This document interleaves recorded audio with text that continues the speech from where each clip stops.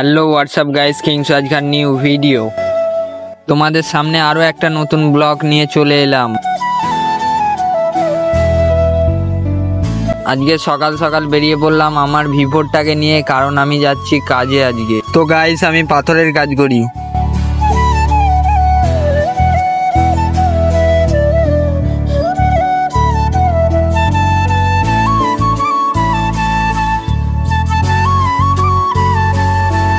ফুল ভিডিওটা দেখতে থাকো।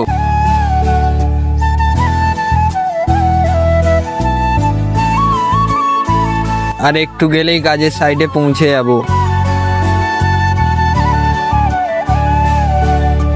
নিচের ফ্লোরে কাজ করবো তো, তাই উপরে এসে ড্রেসটা পরে নিচ্ছি।